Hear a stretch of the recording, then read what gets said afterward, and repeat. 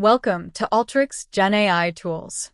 In this video, we'll explore best practices for writing effective prompt templates so you can get high-quality, reliable results from large language models. Let's start with a real-world scenario. Imagine you have a dataset of customer reviews.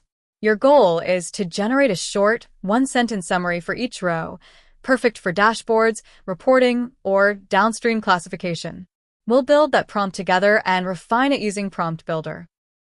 Before we build an effective prompt, we'll start with a common mistake. Suppose you want to summarize customer reviews. You might write a prompt like, "Here's a table of customer reviews. Summarize each one in a new column." That sounds reasonable, but it won't work. Why? Because the prompt tool sends only one row at a time to the LLM. There's no awareness of the full dataset, no memory of past rows, and no context unless you explicitly provide it.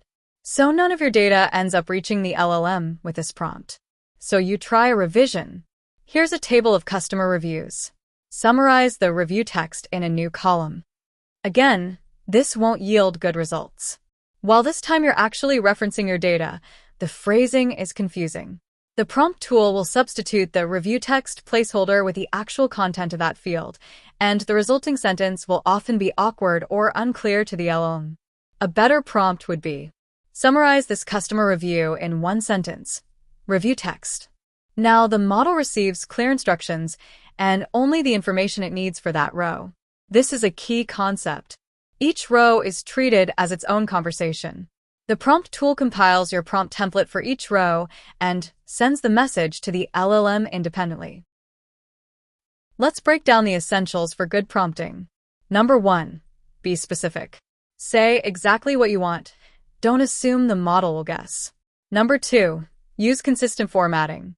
For example, Return only the sentiment label, positive, negative, or neutral. Number 3, avoid ambiguity. If the instructions are vague, the output will be too. And number 4, reference fields directly using square brackets, like review text. Now, let's look at a few techniques to improve consistency and output quality. First, let's add formatting instructions. Summarize the review in one sentence. Do not include any introductory phrases or disclaimers. Return plain text only. Second, ask for structure. Respond with a JSON object containing tone, topic, and summary. And third, encourage reasoning. Think step by step before writing the final answer. Reasoning is only recommended for complex tasks. It's not always necessary for simpler ones. Let's also look at advanced settings.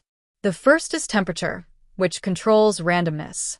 Set it closer to 0 for predictable results, closer to 1 for variety.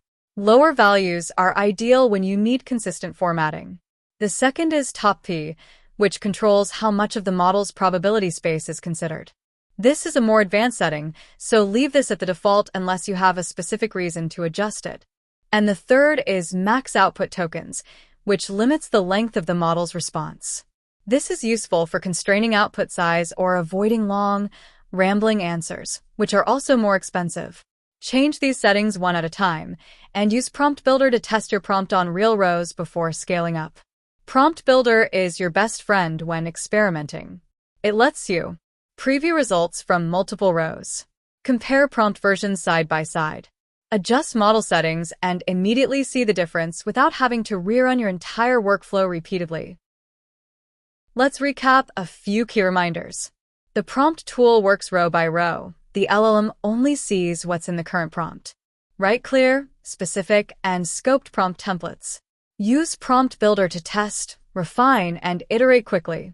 Leverage formatting cues and output constraints to drive consistent, useful results. That's it for Prompting Best Practices, your guide to mastering the language of Gen AI in Alteryx.